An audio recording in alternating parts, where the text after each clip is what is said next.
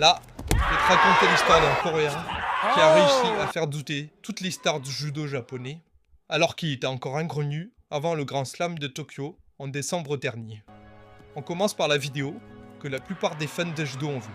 Son quart de finale contre Abe au Grand Slam de Tokyo. Abe est mené, il reste 13 secondes, et au final, sur l'action d'après, Abe remonte au score et gagne le combat. Mais ça, ce n'est que le début de l'histoire.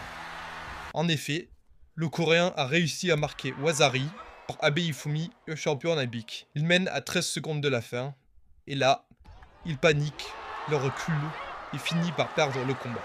Après cette défaite, il va gagner son repêchage et va combattre pour le bronze, une étoile montante du judo japonais. Et là encore, à 30 secondes de la fin, le Coréen sort une magnifique technique et il marque Wasari.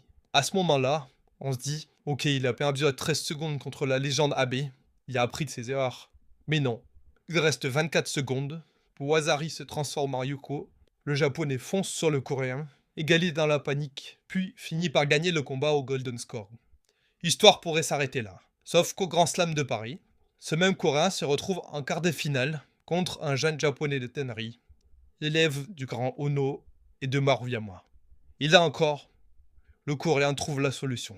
Il marque Yuko sur un Kouchigari, et cette fois, Yuko Lishifi pour gagner contre le japonais, finaliste de Tokyo. Il parvient ensuite à atteindre la finale. Et là encore, on retrouve un japonais, le champion du monde en titre. Et même là, il trouve encore une solution technique qui lui permet de marquer Yuko sur le favori de la catégorie.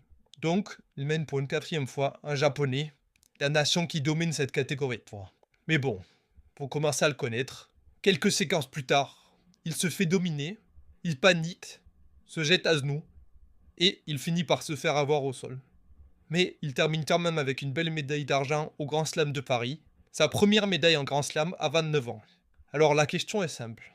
Quel est le secret de ce Coréen pour réussir à déséquilibrer tous les meilleurs combattants du monde?